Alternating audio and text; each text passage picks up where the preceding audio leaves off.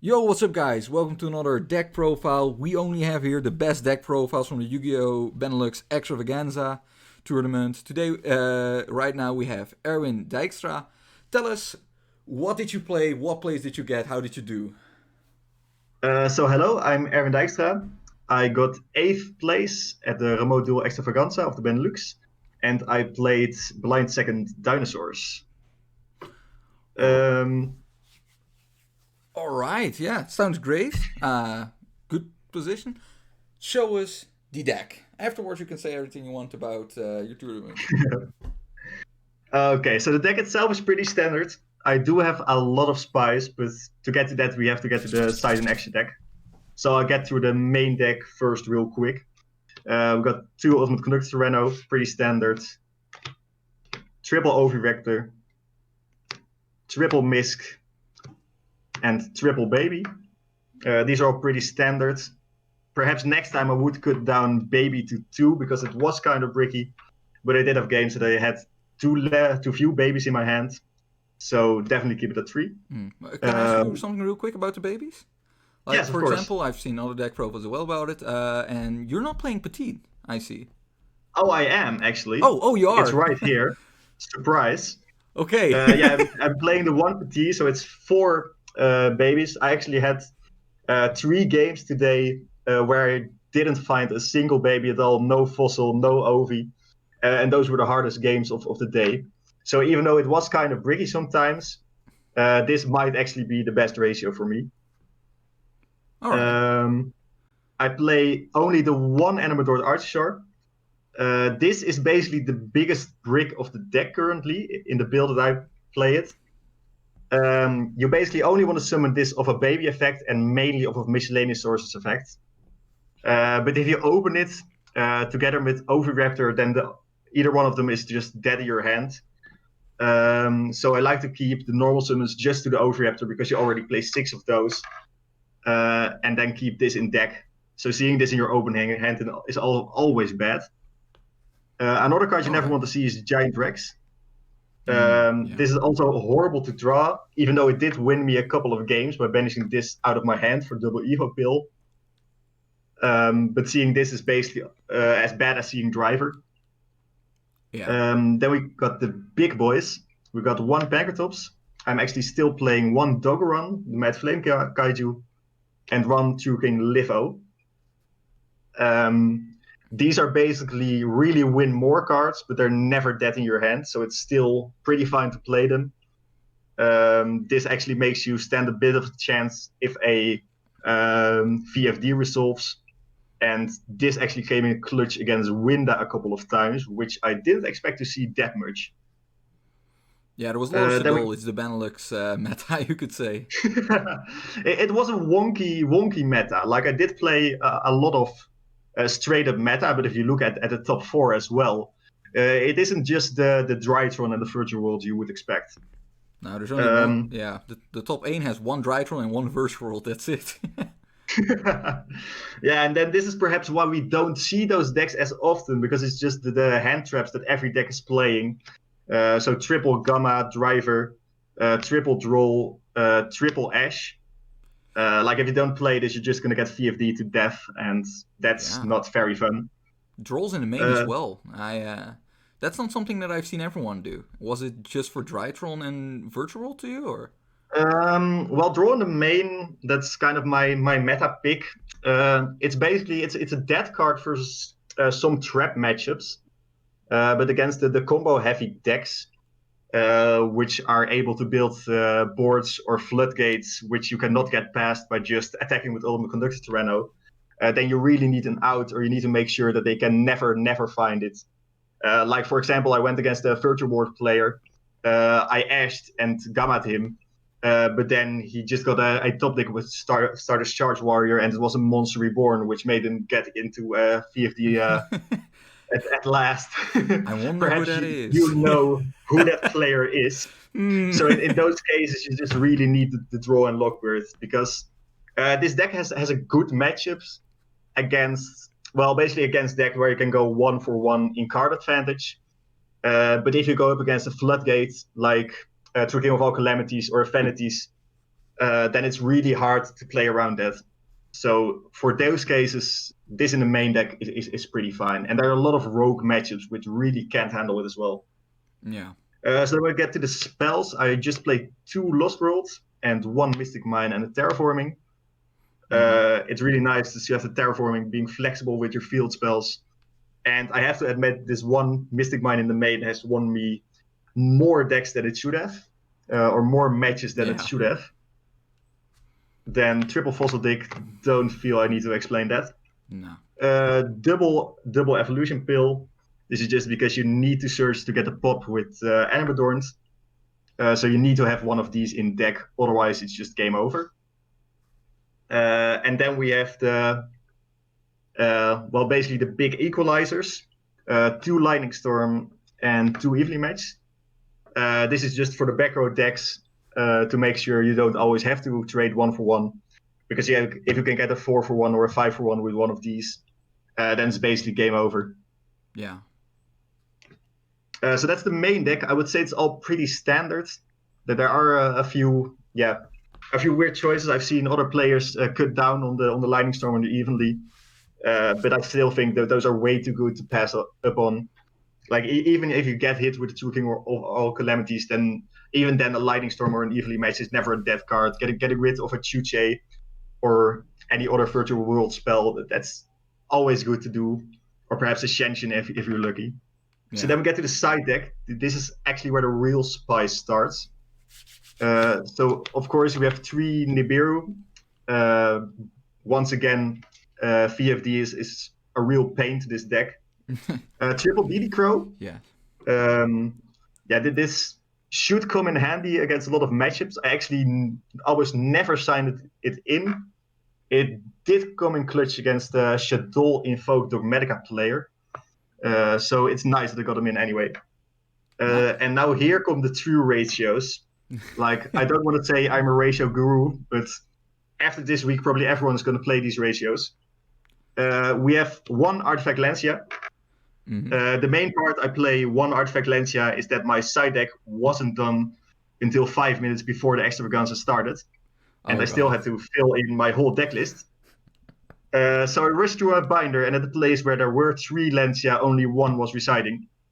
So this is my 1 Lancia. It's good against a lot of matchups, but I never really saw it. So that's a shame. Perhaps bump it up next time. I wonder why. And then to complement that, we have 1 Cosmic Cyclone.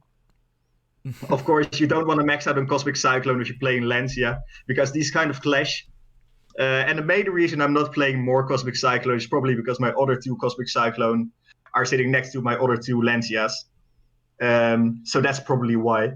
You say you're not a ratio guru, but you stay true to the there can be only 1 strategy. So I don't know, man. Yeah, absolutely. And coincidentally, this is also a great out for there can be only 1. But let's not get ahead of ourselves. Then another great equalizer, Harvey's Feather Duster. I've seen a lot of players main deck this, but then again, it's not as much as an equalizer as versatile as Lightning Storm or Evenly Match in those cases. So I decided to side it. It still came in clutch a couple of times, and I would definitely keep it in the side. Perhaps if the meta evolves to a more trap-focused one, I would put it in the main, but currently that's not necessary yet. Then this is also amazingly spicy. I got double Dark Hole. Of course, everyone knows that Dark Hole is much, much better than the Raigeki. That's also why Harpy's Feather Duster is at 1 right now, and we still don't have Heavy Storm. It's basically the same reasoning at Dark Hole and Raigeki. Dark Hole is amazing. Pop your own babies in a really bad hand, and it's always either trades with a negate, or it just blows up your opponent's board. And, well, then you're just way ahead. Yeah. Then we have 1 Mind Control. Once again, it was 5 minutes before the start of the tournament. And I need to find some playables, and this was just laying on my bed. So yeah, I just had to include it. Fair enough. It was fine. And this is the second Mystic Mine. I don't play 2 Mystic Mine in my main deck, and that's basically because the matches you win because of Mystic Mine game 1 are the ones where they don't have an out and where you see Mystic Mine once in your whole game one. And then afterwards, if you have played Mystic Mine, you know they're going to have those Cosmic Cyclones, and then you need to have a second Mystic Mine to fall back on. And it did come up pretty often, actually, the second Mystic Mine. Oh, wow. Then we have one Forbidden Chalice. Yes. Of course, it's not as good as Impermanence, but my Impermanences are, well, you've guessed it, probably with my Lancias and my Cyclones. I don't know where 2 and 3 are. If I look at the rest of my side, I don't know if 2 and 3 would even have made it in, but it's a fun ratio to play nonetheless. And then, of course, the involuntary one of Red Reboot. Never cited it in, never saw it, but it's still nice to have just sitting here. It's basically like one of my tokens. And then we get to my extra deck. Yeah. My extra deck kind of has the same problem. I did have a really good idea of what I wanted to play. As you probably have noticed, I'm not playing Extravagance. And that's because I believe that Dino should be really adaptable and can be a really toolboxy deck. But that's mainly because of all of the extra deck cards which they're able to play. And there's a lot of different rank 4s that Dinos are able to get into. And then that clashes like really badly with Extravagance. Of course, there are a couple of cards you still have to play, like Linkuriboh, Secure Gardener. Yeah, that's pretty standard. With the new Animadorns, you really can't play it without these. Like, get a non-Dino in grave and get your Animadorn in grave, and your double evolution pill is just free. And when UCT hits the field, it's most often GG. Then one Phoenix. This has come in really clutch against. There can be only one, or goes in match actually in one case. Then we have one Pentastack. Funny situation which came up. I need a non-Dino in the graveyard, and I couldn't get to my Linkuriboh. But I actually made a Pentastack and could link that away for a Secure Gardener, because Secure Gardener doesn't specify it needs to be a Link 1 monster. So that was pretty clutch, actually. Right, that's really niche, yeah. Then we're getting to the Nightmare Unicorn, Borrelsword Dragon, and Appaloosa. Reason I'm playing these, yeah, that's basically it. That explains it, yeah. Actually, in one of my first rounds, I went against a Paleozoic player, and I had a couple of small monsters up. Or I actually gammaed him, I believe. And I had another monster up. And I actually made Nightmare Unicorn, even though his field was completely cleared, just to make sure that his Toad couldn't attack me for game. Nice. So that actually came in clutch. I didn't resolve its effect, but I just used Nightmare Unicorn as a body. Wow. Yeah, that works, I guess. And then we get to the real toolboxy stuff. The further we get into this pile, the more crazy it will seem, but just bear with me. We got one Evil Dolka. I would like to play 2, but you can guess why I don't. Okay, yeah, okay. We've heard this one before. It's a classic. One Evilstar Legia. Never summoned it, but I'm still really glad it was there. Yeah, I heard it from a lot of people, yeah. Like Solemn Judgment, it's a really good thing to pivot into, especially if you're getting into a top deck war. You already use your Dolka, or you're playing as a deck which doesn't really care about Dolka or the other rank 4s, and you're just able to make a free Solemn Judgment out of basically a normal summon. That's actually pretty powerful. Or they have one back row yet, and you don't really want to pop it with Tornado Dragon or anything, or a Nightmare Phoenix, and you can just make this 2400 body, which just negates anything. It's amazing, actually. Then I think this was the best card in my extra deck the whole tournament. I can't believe how often I had to tell people what this card actually did. But for the people that don't know, it has 3 effects, and all of them are exceedingly broken. All of its effects state that you lose a phase in your next turn. But if this resolves, there's not going to be a next turn. Like, you can choose to skip your draw phase, draw 2, and discard 1, which came in clutch.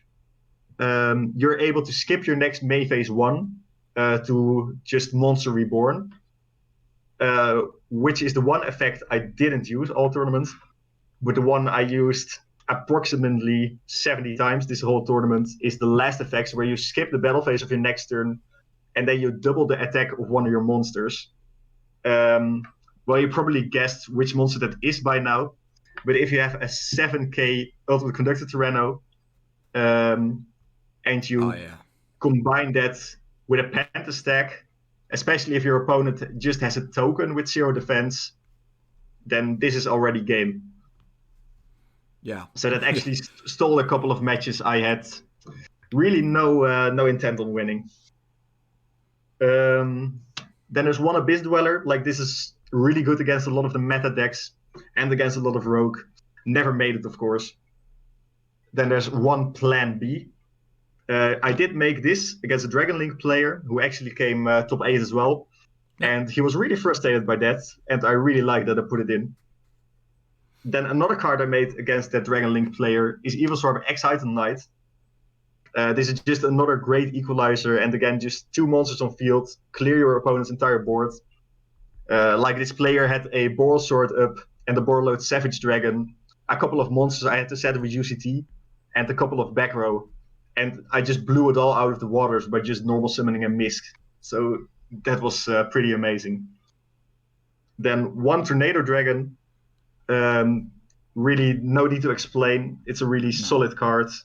Pop twice, basically a 2-for-1. And then, I'm really sorry about this, but I'm playing one Castel the Skyblaster Musketeer.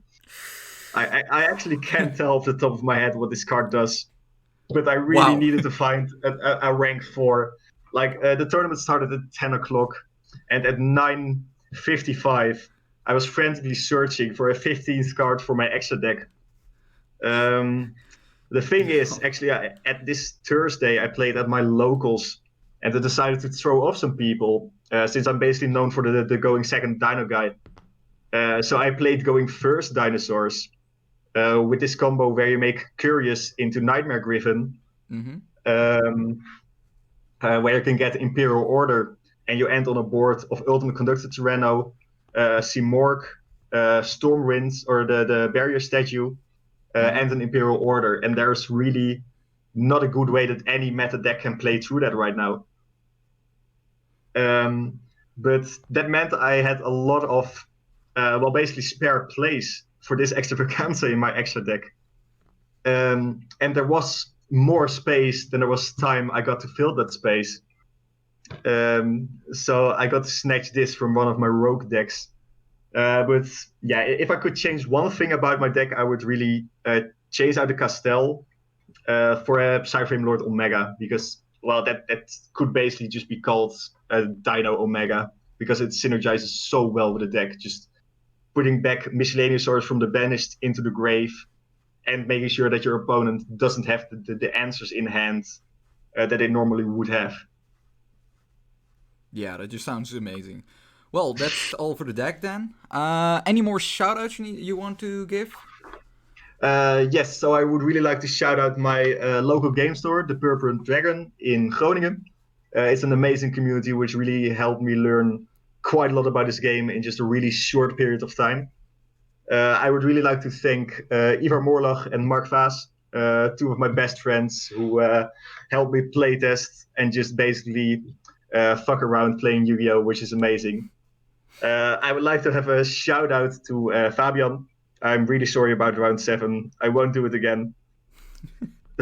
That sounds so specific. Okay, yeah, we'll see that in the comments maybe. And I really want to shout out Kevin Brandt, at Emancipator Best Deck. Well, yeah, thanks. That's all for it then.